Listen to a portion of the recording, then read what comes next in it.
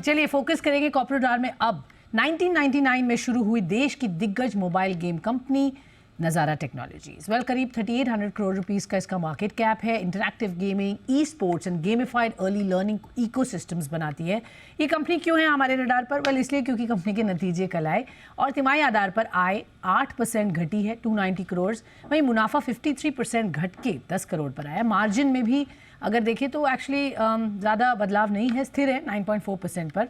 और आगे कंपनी के क्या प्लान्स हैं, क्योंकि कुछ एक्विजिशंस भी हाल ही में कंपनी ने किए थे, उस पर क्या व्यू रखेंगे? चलते हैं कंपनी के founder and CEO Nitish Mitra Sen. Nitish, good afternoon, धन्यवाद आपने हमें समय दिया।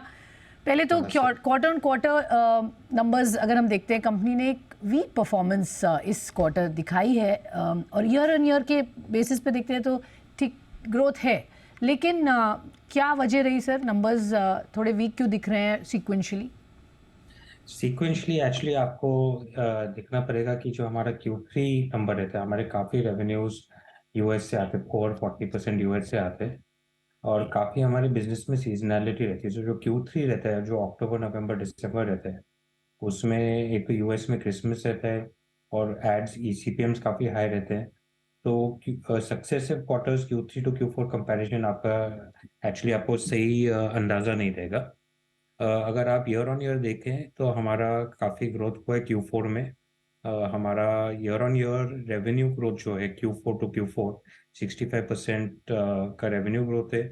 इस साल हमने Q4 में 289.3 करोड़ करे और एक्चुअली अगर आप हमारा Q4 का year on year EBITDA growth देखेंगे तो ऑलमोस्ट 86% एबिटा ग्रोथ है। तो हम काफ़ी खुश हैं हमारे Q4 के रिजल्ट से। एंड ओवरऑल भी अगर आप देखेंगे तो FY23 के जो रिजल्ट्स हैं, हमारी कंपनी ने 75% ग्रोथ करी है।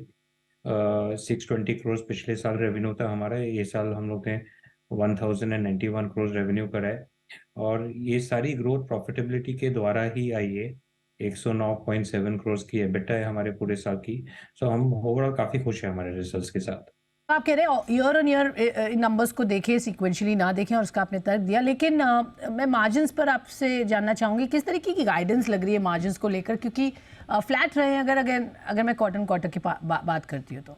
देखिए, हमारे जो न्यू एज बिजनेस है, इसमें जो सबसे इम्पोर्टेंट चीज़ है कि हम मार्केट लीडर बनते जाए जो भी सेगमेंट में हम ऑपरेट कर रहे हैं, और स्ट्रैटेजी उसी पे रहनी चाहिए कि डिफरेंशिएटर जो एक स्केल बने हमारा, उससे आगे चल के हमें काफ़ी मार्केट डोमिनेंस मिलेगी और काफ़ी मार्जिन एक्सपेंशन की अपॉर्चुनिटी मिलेगी। तो आज के दिन हम हर बिजनेस में काफ़ी इन्वेस्टमेंट्स कर रहे हैं, जिसके लिए हमारे मार्जिन सप्रेस दिखते हैं आपको। पर ये एक स्ट्रैटेजिक डिसीजन है, focus on growth over profitability but while remaining profitable. Okay, company ने रजिस्टर किया all time high revenue this year. अगर ऑफ कोर्स हम एनुअल बेसिस पर देखते हैं तो इस पर क्या आगे गाइडेंस लग रही है? रेवेन्यू को लेकर अच्छी ग्रोथ दिख रही है जो, तो यही मोमेंटम कंटिन्यू रहेगा, इसी तरीके की ग्रोथ होगी, या लगता है थोड़ा सा यहाँ पर म्यूटेड आगे परफॉर्मेंस हो सकती है? नहीं, हमें इंश्योर करना है कि हम स्ट्रैटेजिक ग्रोथ फॉर ग्रोथ सेक नहीं करें, स्ट्रैटेजिक डायरेक्शन में करें। तो जहाँ भी हमें स्ट्रैटेजिक डायरेक्शन में रेवेन्यू ग्रोथ दिखेगी वहाँ हम करेंगे। जहाँ हमें लगेगा कि एक मार्जिन ऑप्टिमाइजेशन करने का टाइम आ गया है, वहाँ हम मार्जिन ऑप्टिमाइज करेंगे। तो एक बैलेंस्ड अप्रोच से हम लोग FY24 को अप्रोच करेंगे एंड होपफुली हम अच्छे रिजल्ट्स FY24 में भी देने के काफ़ी कॉन्फिडेंट हैं। ओके, तो अच्छे नंबर्स FY24 में भी आगे दिख रहे हैं, तो अपॉर्चुनिटी डेफिनेटली है। सर, एक्विजिशंस की बात कर लेते हैं। आपने रिसेंटली एक्विजिशन किया है of 6500 equity shares which is about 20% of next wave multimedia. ये कंपनी सब्सिडरी है of the company for an amount of approximately 15 crore. तो पहले तो रैशनल समझाइए सर इस रिसेंट एक्विजिशन का। जरूर। So world cricket championship world का सबसे पॉपुलर मोबाइल क्रिकेट गेम है। मिलियंस ऑफ प्लेयर्स इस गेम को रोज खेलते हैं और हमें लगता है कि आगे आने वाले सालों में इस जो फ्रेंचाइज इस्टेब्लिश हुई है, इसमें काफ़ी ग्रोथ आ सकती है, काफ़ी तेज़ी आ सकती है और काफ़ी मार्जिन आ सकते हैं। तो हमें एक अच्छी अपॉर्चुनिटी थी, हमारा ऑलरेडी 52% स्टेक ये कंपनी में था। हमें एक अपॉर्चुनिटी मिली हमारा स्टेक बढ़ाने के लिए, तो हमने इसमें बढ़ाया है कंसोलिडेट करने के लिए। हमारा नज़ारा में हमेशा एक अप्रोच रहता है, जो भी कंपनी में हमें पोटेंशियल लगता है उसमें हम हमारे स्टेक्स बढ़ाते रहते हैं, जैसे हमें एक फेयर प्राइस पे और फेयर वैल्यू पे अपॉर्चुनिटी मिलती है। Okay, sure. सो ये तो रैशनल रहा आपके इस एक्विजिशन का। आगे किस तरीके की अपॉर्चुनिटीज़ हैं, जैसे आप कॉन्स्टेंटली ऑन अ लुकआउट रहते हैं, कौन से एरियाज, सेगमेंट्स, वर्टिकल्स आपको इस वक्त अट्रैक्ट कर रहे हैं, जहां आपको ग्रोथ लगती है और पॉसिबिलिटी हो सकती है इन दिस स्पेस? हम लोग 3 एरियाज़ में फ़ोकस कर रहे हैं। एक तो कैजुअल गेमिंग इंडिया के लिए और यूएस मार्केट्स के लिए, जिसमें गेमिंग स्टूडियोज़ के साथ हम काफ़ी स्टूडियोज़ के साथ बातों में हैं, और अगर कोई हमारे फ्रेमवर्क में फिट होएगा तो हम ज़रूर उसमें इन्वेस्टमेंट करेंगे। नज़ारा के पास मार्च एंडिंग में 600 करोड़ से ज़्यादा कैश बैलेंस शीट पे था। We are well capitalized to take these investment decisions. उसके अलावा एडटेक और ई-स्पोर्ट्स, इन एरियाज़ में भी हम काफ़ी फ़ोकस कर रहे हैं कि ऑर्गेनिक और एम&ए के थ्रू कैसे ग्रो कर सकें। एरियाज है, कुछ बातचीत चल रही है sir? By when do you think you can close it? कुछ एडवांस स्टेजेस पर बातचीत है, और ये इनके टिकट साइज क्या होंगे रफली? ये हमारे काफ़ी एम&ए हमारे बिज़नेस का एक इम्पॉर्टेंट पार्ट है, और हम काफ़ी ऑनगोइंग बेसिस पे कन्वर्सेशन चालू रखते हैं।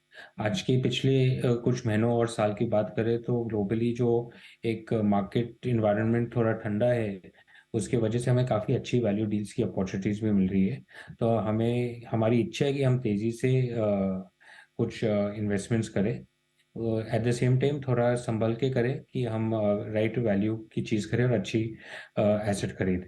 तो उस हिसाब से कुछ अगले महीनों में हम अनाउंसमेंट करेंगे ज़रूर। तो सो यहाँ पर एडवांस स्टेजेस हम मान सकते हैं, ये बातचीत हो रही है, और जल्द अनाउंसमेंट्स इन स्पेसिफिक वर्टिकल्स में जो आपने कहा उस पर हो सकता है। कंपनी की परफॉर्मेंस, अगर मैं गेमिंग के पॉइंट ऑफ व्यू से बात करें, तो ई स्पोर्ट्स, एडटेक और अदर सेगमेंट्स में कैसी रही, और आगे क्या आउटलुक लग रहा है, अगर आप थोड़ा सा डिटेल में ईच वर्टिकल की बात करें तो? ज़रूर। तो अगर आप हमारा गेमिंग वर्टिकल देखिए, तो उसमें हमारे 3 सेगमेंट्स हैं। गेमिफाइड लर्निंग है, फ्रीमियम है, और रियल मनी गेमिंग है। इन तीनों में हमें अच्छी ग्रोथ आई है। कुछ लगभग हमारे 400 करोड़ से ज़्यादा रेवेन्यू ये सेगमेंट में आई है। 28% ईयर ऑन ईयर ग्रोथ हुआ है। हमें काफ़ी अच्छा ओवरऑल रिस्पॉन्स मिला है, और इसमें काफ़ी तेज़ी आ सकती है। आगे हम इसमें काफ़ी एक्सपैंड कर सकते हैं, और उसी में हमारी कोशिश जारी है। हमारा e sports business actively grow होते जा रहा है। ई स्पोर्ट्स एक इंडिया में ऐसा एक अपॉर्चुनिटी कि जो आज के यंगस्टर्स हैं, उन्हें काफ़ी दिलचस्पी है ई स्पोर्ट्स के अराउंड, गेम्स को खेलना, गेम्स को वॉच करना, गेम्स को देखना। तो वो बिजनेस हमारा काफ़ी तेज़ी से ग्रो हो रहा है। और अगर आप देखेंगे, हमारे ये साल में कुछ लगभग 500 करोड़ से ज़्यादा रेवेन्यू आए ई स्पोर्ट्स स्पेस से। और जो तीसरा सेगमेंट हमारा है एडटेक, वो ये साल 55% से ग्रो हुआ है, लगभग 150 करोड़ के रेवेन्यू पे। तो इन 3 सेगमेंट से कुल मिला के हमारा 1000 लगभग 1100 करोड़ का रेवेन्यू है, 1091 करोड़ का रेवेन्यू। मैं आपसे वापस जानना चाहूँगी सर, क्योंकि गवर्नमेंट, तमिलनाडु गवर्नमेंट की बात करें पर्टिकुलरली, वहाँ पर बैन हुए हैं all online games played with money including rummy. इसका इम्पैक्ट किस तरीके का है, और अगर और भी स्टेट्स इस तरीके का रुख अपनाती हैं तो आपका बिजनेस पर कितना इसका असर पड़ता है? ज़रूर। तो हमारा जो रियल मनी गेमिंग में एक्सपोज़र है, वो लगभग 5% से कम है। तो नज़ारा के, और उसमें अगर आप देखिए तो जो तमिलनाडु का कंट्रीब्यूशन है अबाउट 20% ऑफ 5% है, तो अबाउट लगभग 1% से कम है। तो हमारे लिए इम्पैक्ट रिलेटिवली नेग्लिजिबल है, हमें ज़्यादा इम्पैक्ट नहीं होता है। बट अगर आप skill based real money gaming में देखेंगे तो काफ़ी पॉजिटिव डेवलपमेंट्स भी हो रहे हैं। एक तो आपके ऑनलाइन टीडीएस, ऑनलाइन गेमिंग पे जो टीडीएस लगता है, उसमें काफ़ी क्लैरिटी आई है।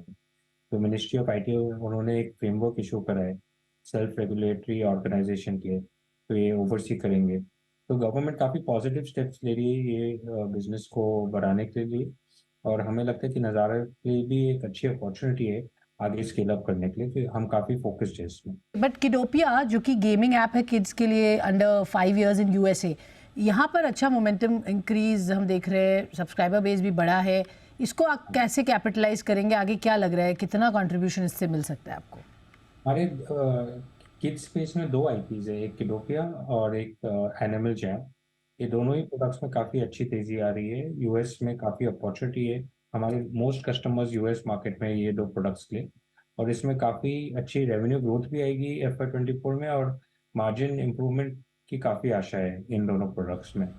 तो top line as well as bottom line में कंट्रीब्यूशन रहेगा FY 24 में। ओके, तो ये अच्छा रिस्पांस दे रहा है, और आपके दोनों ही टॉप लाइन और बॉटम लाइन पे कंट्रीब्यूट करेगा। बहुत बहुत धन्यवाद सर हमसे जुड़ने के लिए और हमसे डिटेल में शेयर करने के लिए आपके नंबर्स और आगे का आउटलुक।